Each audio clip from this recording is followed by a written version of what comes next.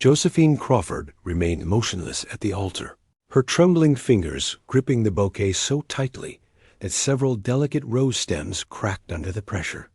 The whispers echoing through St. Margaret's Cathedral grew louder with each passing moment, becoming a symphony of pity that made her stomach twist. "Where is he?" she whispered to her sister beside her. "Josie ... double quotes." Eleanor's voice wavered. "I don't think he's coming." Josephine felt her heart plummet, yet somehow maintained her composure, the dark glasses shielding her sensitive eyes from the church's harsh lights were now a thin barrier between her and the collective gaze of 200 guests.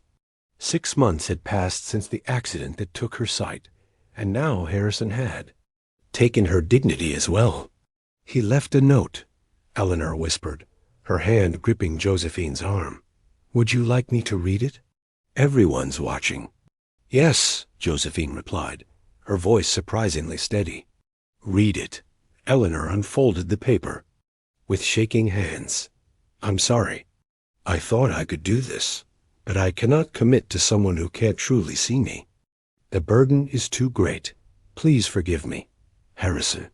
A collective gasp from the assembled guests made Josephine flinch. She felt her father's hand on her shoulder and heard her best friend Eleanor muttering curses under her breath.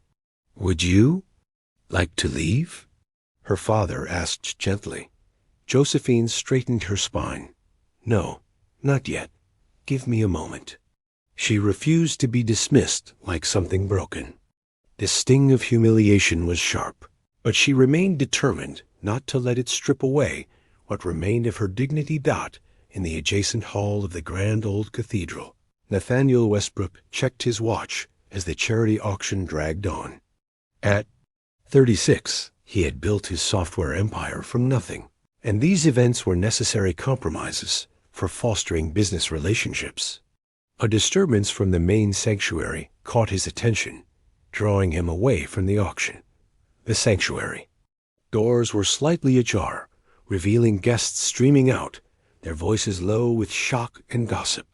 Can you believe he just abandoned her like that? A blind woman. What was he thinking marrying someone like that? Poor thing. Such a waste of beauty. Nathaniel's curiosity was piqued. He glanced through the door crack and was immediately captivated by the sight of a bride in an elegant lace gown standing alone at the altar. Even in abandonment, she exhibited remarkable poise. The blue-tinted glasses couldn't hide the silent tears trailing down her cheeks, but her unwavering dignity struck him profoundly. Without fully understanding his motivation, Nathaniel quietly entered the sanctuary and positioned himself at the back. He watched as the bride finally agreed to leave with an older man and a woman who resembled her. As they proceeded down the aisle, Nathaniel stepped forward. "Excuse me," he said, his voice resonating in the nearly empty church. The small group paused, the bride tilting her head slightly toward his voice. "I apologize for the interruption," Nathaniel said, stepping closer. "My name is Nathaniel Westbrook. I was at the charity auction next door and couldn't help overhearing." "If you're here out of pity," the bride began, her voice steady despite her tears. "I'm not," Nathaniel interjected. "I understand you're a pianist." Josephine looked confused by this unexpected revelation. "I am, or I was." Nathaniel glanced at the grand piano nestled in the corner of the church.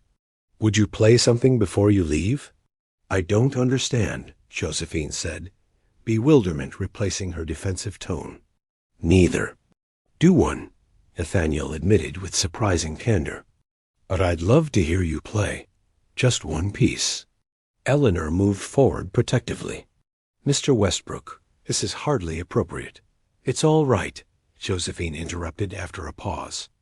"I'll play." Her father led her to the piano where Josephine carefully removed her gloves, positioned herself on the bench, and rested her fingers on the keys. After a moment of stillness, she began to play. The haunting melodies of Debussy's Clair de Lune filled the church, each phrase revealing the profound emotions Josephine couldn't articulate. Her fingers moved with confidence, her expression transformed by the music. Nathaniel stood mesmerized, watching this woman who had been forsaken moments earlier turn her anguish into something breathtakingly beautiful. As the final notes faded, a profound silence enveloped the space. Josephine's fingers hovered over the keys, her breathing calm and measured. "Thank you," Nathaniel said quietly. Josephine turned her face toward his voice. "Why did you ask me to play?" When tragedy strikes, many lose sight of who they truly are. Nathaniel responded, "I wanted to see if you remembered." A small, genuine smile touched Josephine's lips, the first since her world had crumbled. "I did forget. Thank you for the reminder." As her family guided Josephine away, Nathaniel watched them leave, a strange feeling stirring within him. He hadn't intended to get involved in a stranger's heartbreak, but something about the blind bride's resilient spirit had resonated with him in ways he couldn't explain. He pulled out his phone and quickly dialed. "Daniel, find out everything you can about the bride from the wedding at St. Margaret's today, the one that was called off." Nathaniel didn't know why, but he was certain of one thing: he wanted to hear her music again. 3 weeks after the wedding debacle, Josephine sat at her piano, fingers gliding over Chopin's Nocturne in E-flat major. Music remained her sanctuary, the one constant in a world that had turned dark after the accident. The doorbell's chime interrupted her practice, and she sighed softly, rising to navigate the 12 steps to her apartment door. "Who is it?" she called. "It's Eleanor," came her sister's familiar voice. Josephine unlocked the door immediately, sensing another presence. "You've brought someone with you." "How did you know?" Eleanor asked, surprised. "I can smell a different cologne, and there's an extra set of breathing patterns," Josephine replied matter-of-factly. "Impressive," said a deep voice that Josephine recognized instantly. "Mr. Westbrook," she acknowledged coolly. "I didn't expect to hear from you again." "May we come in?" Nathaniel asked. "I have a proposition I'd like to discuss." Josephine hesitated before stepping aside. "The living room is straight ahead." "Your apartment is lovely," Nathaniel remarked as they entered. "So I've been told," Josephine replied with a hint of sarcasm. "What's this about, Mr. Westbrook? I'm not a charity case." "I never thought you were," Nathaniel replied, his voice drawing closer. "And please, call me Nathaniel." Josephine gestured toward where she knew the sofa stood. "Please sit. Eleanor, will you stay?" "If you want me to," Eleanor replied protectively. "Please." Josephine settled into her armchair, fingers finding the familiar texture of the armrest. "Now, what's this proposal?" Nathaniel leaned forward, his tone becoming professional. "I run a foundation that provides arts education to underprivileged children. Our music instructor recently left for maternity leave, and we need someone with your exceptional talent to step in." Josephine raised an eyebrow. "And Eleanor mentioned I need a job?" "I mentioned you're going stir-crazy," Eleanor confessed, "and that your sabbatical from the conservatory is starting to feel less temporary than permanent." Josephine's hands tightened in her lap. After the accident, returning to teaching advanced piano at the conservatory seemed impossible. How could she teach what she could no longer see? "These are young beginners," Nathaniel continued. "Many have never touched an instrument before. They need someone who can make them feel music beyond just notes on a page." "And you think a blind woman can do that?" Josephine challenged. "A musician who can perform Debussy from memory with a broken heart can do anything," Nathaniel replied. Softly, the room fell silent. Josephine felt warmth spread across her face at the unexpected compliment. "The children meet 3 afternoons a week," Nathaniel continued. "You'd have an assistant to help with visual elements. The compensation is generous." Josephine tilted her head in his direction. "Why me? There must be many talented musicians in Boston." None who play like you, Nathaniel stated simply. I'll consider it, Josephine replied, surprising herself. She had expected to refuse outright. That's all I ask, Nathaniel said, rising to his feet. I'll leave my card with Eleanor. The program begins next Monday if you're interested. After they departed, Josephine returned to her piano, fingers hovering over the keys. What do you think? She asked, sensing Eleanor lingering. I think it would be good for you, Eleanor said, sitting beside her on the bench. You've been hiding since the accident, long before Harrison's betrayal, Josephine sighed. It's not hiding when the world becomes a literal obstacle course. True, Eleanor agreed, but you've mastered your apartment. Maybe it's time to expand your horizons. Josephine played a gentle chord. What's he like, this Nathaniel Westbrook? Eleanor considered carefully. Self-made tech millionaire. Built his company from the ground up. Known for his brilliant mind, but quite private. His foundation does good work. That's how I know him. Through my social services connections. Does he usually recruit teachers personally? Josephine asked skeptically. Never, Eleanor laughed. He must have been truly impressed by your performance. The following Monday, Josephine arrived at the community center, heart pounding as Eleanor led her to the music room. You'll be fine, Eleanor reassured her. I'll pick you up at 4. The door opened, and Nathaniel's now familiar voice filled the room. Miss Crawford, you came. Josephine, please, she corrected. And yes, against my better judgment. She sensed him move closer, catching the subtle scent of his cologne. The children will arrive in about 10 minutes. Would you like to familiarize yourself with the piano first? His hand briefly brushed against hers, guiding her toward the instrument. The fleeting touch sent unexpected warmth through her fingertips. The piano, older than hers, had a slight dissonance, but remained functional. Josephine practiced a few scales, getting acquainted with its unique character. It needs tuning, she noted. I'll have it done by tomorrow, Nathaniel promised. Soon the room filled with the energetic chatter of children arriving.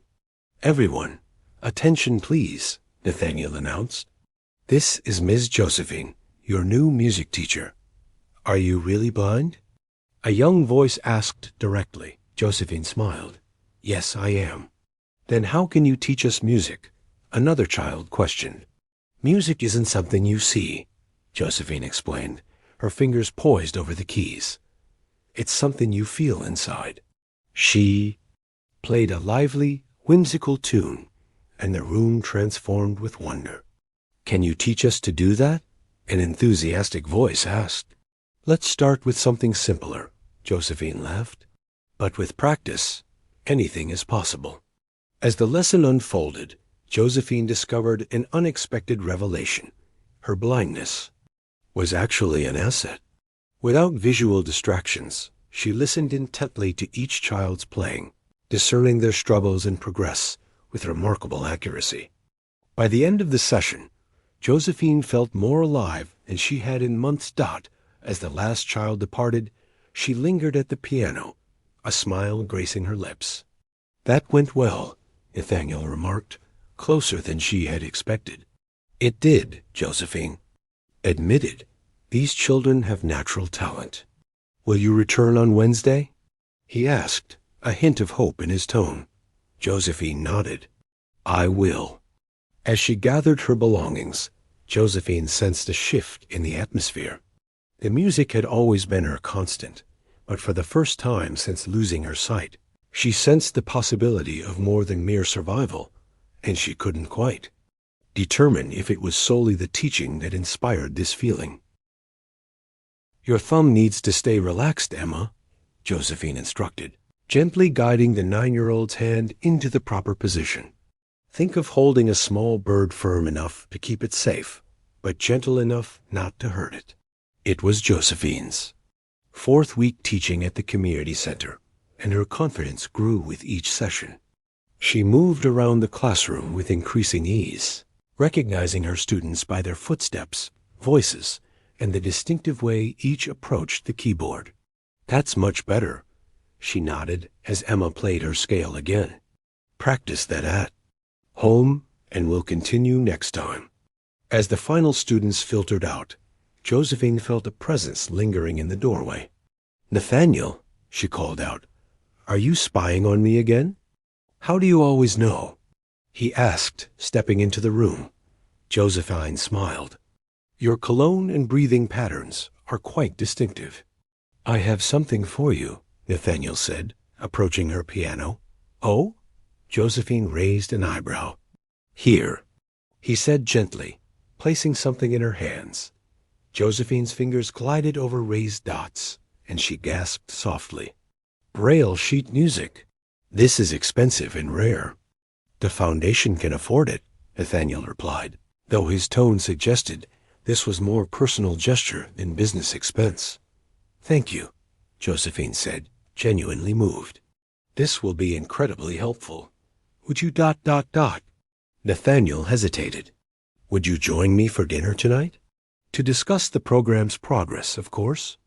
Josephine tilted her head. "Is that all you want to discuss?" A moment of silence passed. "No," he admitted candidly. Since the accident, people had tiptoed around her, choosing words carefully as if blindness had diminished her intellect. His honesty was refreshing. "Then yes," she decided. "I'd like that." That evening, Nathaniel arrived to collect her. The leather seats of his car felt luxurious beneath her fingertips. Josephine had chosen her outfit with care, a deep green dress that Eleanor had assured would complement her auburn hair. "Where are we going?" she asked as they drove. "My place," Nathaniel answered. "I thought it might be easier than a restaurant." A wave of gratitude washed over Josephine for his thoughtfulness. "That's considerate. Thank you." Entering his penthouse, Josephine immediately sensed the vastness of the space, the high ceilings creating unique acoustics. An enticing aroma wafted through the air. "You cook?" she asked, surprised. "Occasionally," Nathaniel admitted. "Nothing fancy, just pasta with my grandmother's sauce recipe." As he guided her into the living room, Josephine's cane encountered a familiar shape. "You have a piano?" "I do," Nathaniel replied, smiling in his voice. "Perhaps we could play together after dinner?" The evening unfolded with unexpected ease. During dinner, Josephine discovered that Nathaniel was surprisingly engaging when he dropped his corporate persona. "Tell me about your company," she encouraged. "Eleanor mentioned you built it from nothing." Nathaniel cleared his throat. "Nothing dramatic, just a kid from South Boston with decent coding skills and enough stubbornness to persevere."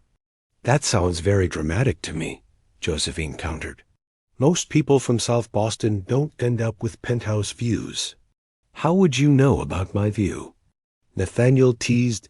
Josephine laughed. "Touché, but the acoustics reveal high ceilings and glass walls. Sound travels in distinctive ways." "Remarkable," Nathaniel whispered. "Now tell me the real story." To her surprise, he did. He told her about growing up in a rough neighborhood, learning programming from borrowed books, and sneaking online at the public library. At 17, he created his first app, working nights after long shifts at a warehouse. "What about your family?" Josephine asked. After a pause, Nathaniel responded, "My mother passed when I was 20. My brother Marcus and I, we've been estranged for years." "I'm sorry," Josephine said gently. "About both. It's complicated," Nathaniel replied. "Marcus resented my success, felt I abandoned him as I moved up in the world. Have you tried reaching out again?" "He doesn't return my calls," Nathaniel admitted. "Let's move past the family drama. Tell me more about your music." As Josephine played his piano, Nathaniel sat beside her on the bench, his presence both distracting and comforting. "You know," Josephine remarked between pieces, "most people treat me differently since the accident.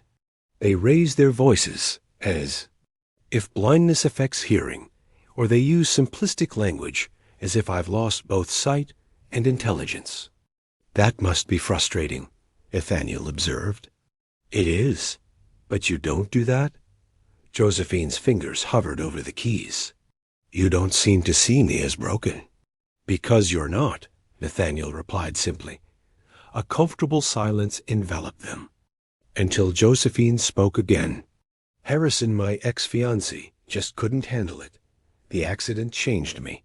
Changed circumstances, perhaps, Nathaniel said softly, but your essence remains unchanged. His loss, Nathaniel murmured, his hand briefly covering hers on the piano keys. The contact was brief, yet it left Josephine's skin tingling. She turned toward him, wishing she could see his expression. Nathaniel, she began uncertainly, I wonder what you look like. Would it be all right if I... She lifted her hand hesitantly. Go ahead, he instructed, his voice deeper than before. Josephine reached out, her fingertips brushing against his cheek. She traced his features with gentle, care-strong jawline, straight nose, slight stubble on his cheeks. Her touch sparked warmth beneath his skin. And your eyes? She asked softly. Green, he replied, his breath caressing her wrist. Dark green. Thank you, Josephine whispered, completing her mental image. They remained still, the atmosphere charged with unspoken possibilities. The moment shattered when Nathaniel's phone rang sharply. He stepped away to answer, and Josephine could hear the tension in his clipped responses. When he returned, his demeanor had changed. I'm sorry, that was business. I should take you home. Josephine nodded, recognizing that their connection had momentarily receded. Yet something had undeniably shifted, a bond formed in understanding that transcended the visible world. You're not positioning your fingers correctly, Matteo, Josephine said gently, extending her hand to guide the young boy's placement on the keyboard. Remember, curve them as if you're holding a small ball. 6 weeks into teaching at the community center, Josephine moved through her classroom with the confidence of someone who had been doing this for years. The children responded to her with enthusiasm, their progress exceeding everyone's expectations, especially Nathaniel's. That's better, she acknowledged as Matteo tried again. Practice that sequence at home, and we'll continue next time. As the last students departed, Josephine became aware of someone entering the room. The footsteps were unfamiliar, heavier than Nathaniel's measured tread. Hello? She called. Who's there? It's me, Josie. Josephine froze, her hand gripping the piano for support. Harrison? What are you doing here? I've been trying to reach you, he said, his voice drawing closer. Your sister wouldn't give me your new number. With good reason, Josephine replied coldly.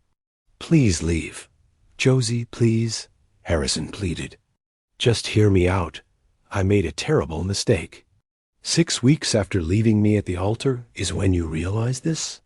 Josephine's grip on the piano tightened. I was afraid, Harrison admitted. But after reflection, I realized what we had is worth fighting for. Josephine closed her eyes. The darkness remained unchanged. I'm not sure, Harrison. Just dinner tomorrow night. Please. After he left, Josephine paced her classroom, counting steps to maintain focus. 8 steps forward, pivot, 8 steps back. The rhythm calmed her turbulent mind. The sound of the door opening interrupted her pattern. This time, she recognized the footsteps immediately. Nathaniel, she said, unable to hide her distress. What happened? He asked, concern evident in his voice. You look upset. Harrison was here, she explained. My ex-fiancé. He wants to meet for dinner. The silence that followed felt heavy. What do you want to do? Nathaniel finally asked. I don't know, Josephine confessed.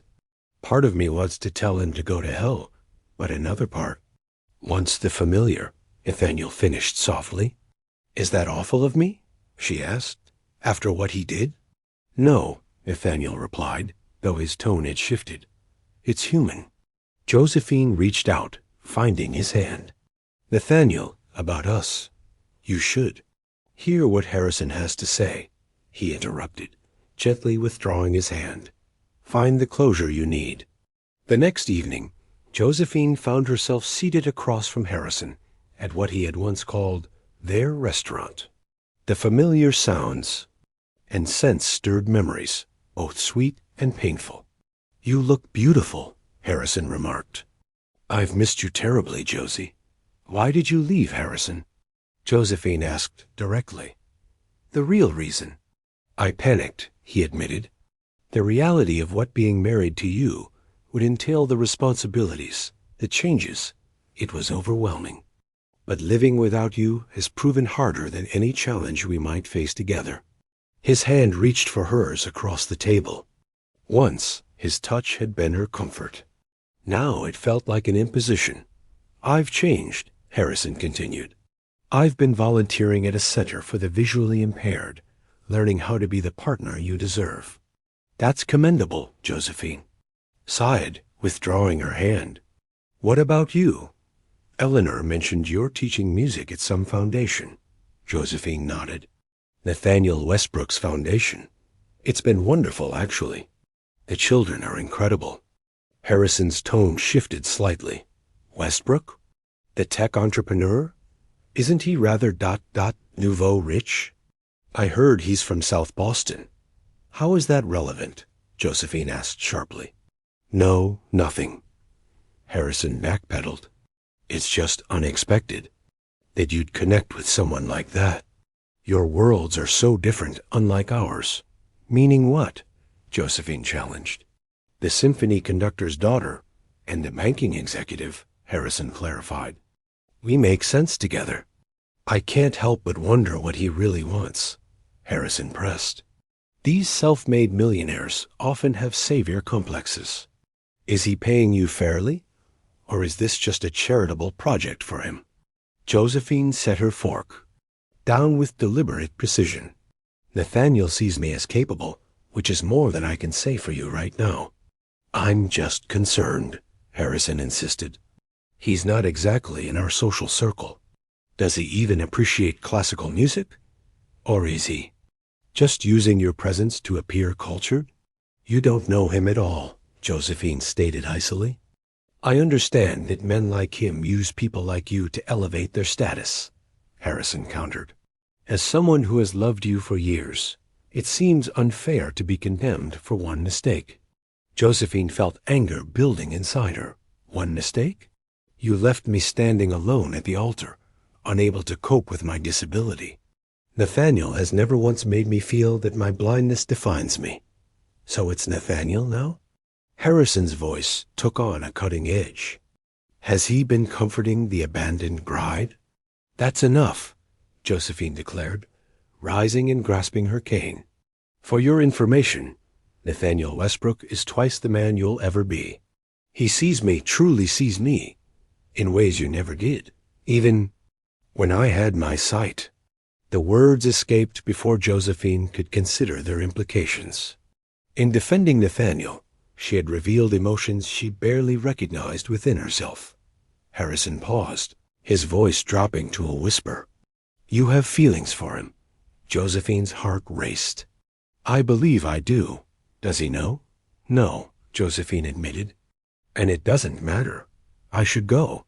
Josephine, wait. But she was already making her way to the door, phone in hand to summon a ride. Later that night, pacing in her apartment, Josephine was startled by her doorbell. Expecting Eleanor, she was surprised to find Nathaniel on her doorstep. I was worried, he explained, his voice strained. Eleanor mentioned your dinner didn't go well. Josephine motioned him inside. It didn't. Harrison hasn't changed at all. I'm sorry, Nathaniel said, though his tone suggested otherwise.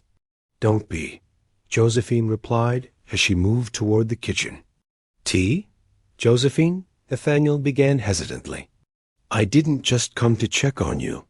I've been thinking about us, what we mean to each other. Josephine paused, kettle in hand. "And what have you concluded?" "That I should step back," Nathaniel murmured. "Your life is already complicated. I don't want to add to your burdens." Josephine set the kettle down. "What do you mean?" "I care about you too much to complicate your life," Nathaniel explained, moving closer. "You're just finding your balance again. The foundation will continue to support your teaching role, but perhaps we should maintain professional distance." Josephine felt as if she'd been struck. "Is this because of Harrison?" "It's for various reasons," Nathaniel hedged, avoiding a direct answer. "My company is entering a critical phase. Your teaching is flourishing, but the timing is challenging." "That's not the real reason," Josephine countered. "Tell me the truth." Nathaniel remained silent for a long moment. "I struggle with this, Josephine. Connection, openness. My own brother barely speaks to me." "So you're afraid," Josephine deduced. "Yes," he admitted, the single word heavy with meaning. Josephine approached him, positioning herself directly before him. "Earlier tonight, I realized something, Nathaniel. I defended you to Harrison because you matter to me. Deeply. Perhaps I could even love you." She heard his sharp intake of breath. "But if you're leaving out of fear, I won't stop you. I'm done letting others determine my limitations. Choose wisely, but choose honestly." The silence stretched between them, laden with unspoken thoughts. "I think I should go," Nathaniel finally said, his voice tight with emotion. Josephine nodded once, fighting back tears. "Goodbye, Nathaniel." Only after the door closed behind him did Josephine allow herself to weep. The revelation of her feelings and their swift dismissal, a double wound she had anticipated. At her piano, she played furiously into the night, channeling her frustration and heartbreak through her fingers. The music remained her anchor, even as the world around her seemed to crumble once more. "I can't believe I'm doing this," Eleanor muttered, checking her watch for the third time in 5 minutes. She stood in the lobby of Westbrook Technologies headquarters, clutching her purse nervously. "Miss Crawford?" the receptionist called. "Mr. Westbrook will see you now." Eleanor smoothed her skirt and followed the woman to the elevator. Josephine would be furious if she discovered her sister's intentions, but watching two people she cared about suffer unnecessarily had pushed Eleanor to take drastic action. Nathaniel's office exuded stark elegance, glass and chrome, creating an atmosphere both imposing and beautiful. The breathtaking view of Boston Harbor momentarily distracted Eleanor from her mission. Nathaniel stood by the window, his back to the door, shoulders tense beneath his tailored suit. "Eleanor," he acknowledged without turning. "What brings the social worker to my corporate domain under false pretenses?" "We've been through this before," Eleanor stated plainly. "She's miserable. And judging by your current brooding impression, you're not much better," she added. Nathaniel finally turned, his expression carefully composed despite the shadows beneath his eyes. "What do you want from me?" "The annual benefit concert for the foundation is tomorrow night," Eleanor replied. "Josephine is performing."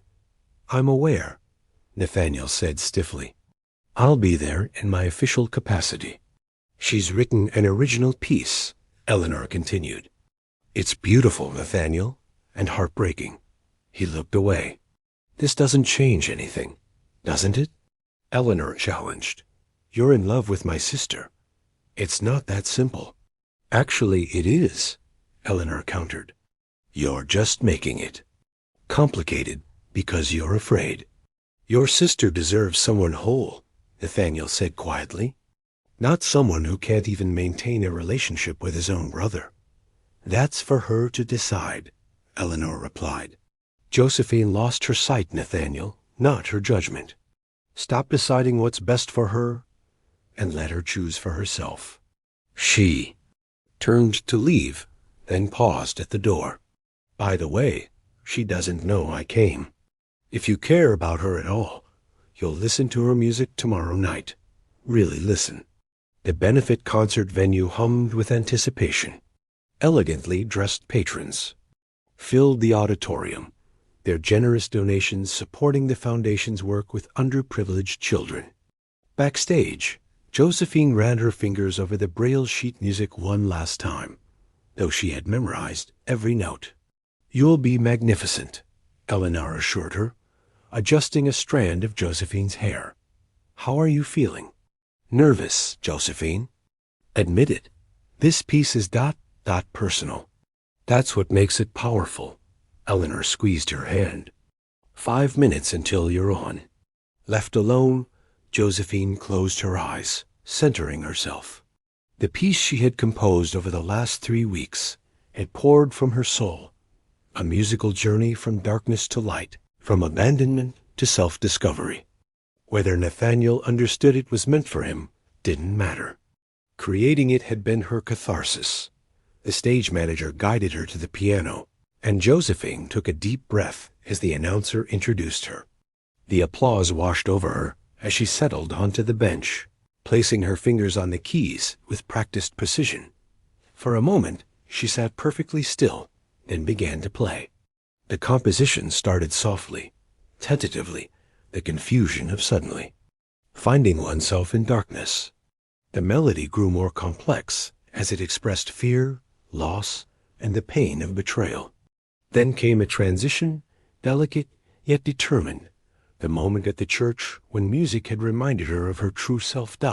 As Josephine played, she poured everything into the keys, her journey with the children, discovering that her blindness could be strength rather than weakness, and finally, the awakening of unexpected feelings. The final movement swelled with emotion, both joyful and bittersweet, before resolving in a question that hung in the air, an unfinished cadence awaiting its answer. The silence that followed her final notes was profound. Then came the applause, thunderous, overwhelming. Josephine bowed her head, emotionally spent yet somehow lighter than she had felt in months. Backstage, she accepted congratulations from patrons and colleagues, smiling graciously, though her heart ached. He hadn't come to see her. Of course, he hadn't. That was extraordinary, said a familiar voice behind her. Josephine froze. "Nathaniel, your composition," he continued, his voice closer now. "It was about us, wasn't it?" "It was about me," Josephine corrected gently. "But yes, you were part of that journey. The ending," Nathaniel observed. "It was unresolved." "Because my story isn't finished yet," Josephine replied. "None of ours are." "Josephine," Nathaniel's voice dropped to a whisper, "I've been a coward." "Yes," she agreed simply. A soft laugh escaped him. "You don't make this easy." "I never promised." "Too, she countered. "What do you want, Nathaniel?" "You," he answered without hesitation. "I want you in my life, not just as a teacher at my foundation or a friend I admire from a distance. I want all of you, your strength, your talent, your remarkable perception of the world. I've spent my life building walls to protect myself, but you've shown me that true strength comes from vulnerability." Josephine reached out, finding his face with her hands. "Are you certain? Because I won't accept anything less than certainty." "I've never been more certain of anything," Nathaniel said, covering her hands with his own. "I love you, Josephine Crawford. Your music helped me see what I was too afraid to acknowledge." "And what was that?" she asked softly. "That some risks are worth taking," he replied. "That some connections are too precious to sacrifice to fear."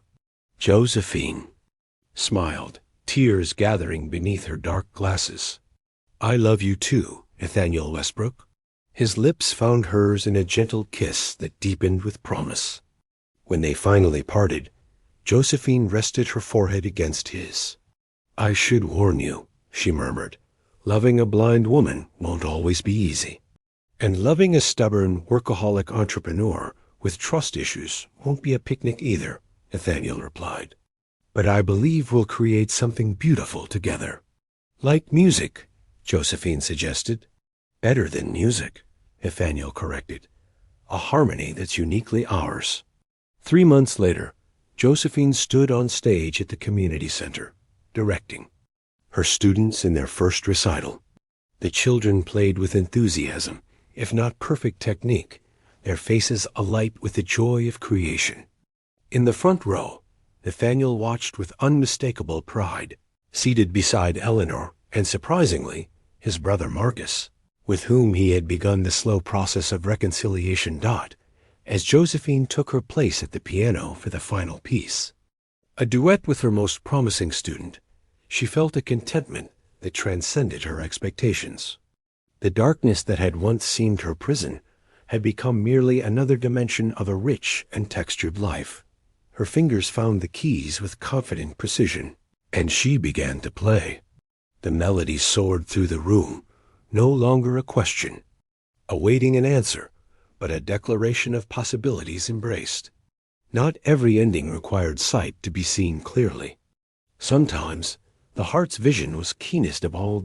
In the front row, Nathaniel listened with closed eyes, experiencing the music as Josephine did, not as notes on a page, but as emotions given voice. Their journey had only just begun, but the foundation was strong, built on understanding that went beyond surface appearances to the truth that lay beneath. Sometimes the most beautiful symphonies arose from the most unexpected beginnings, and sometimes a single note of courage could transform silence into song.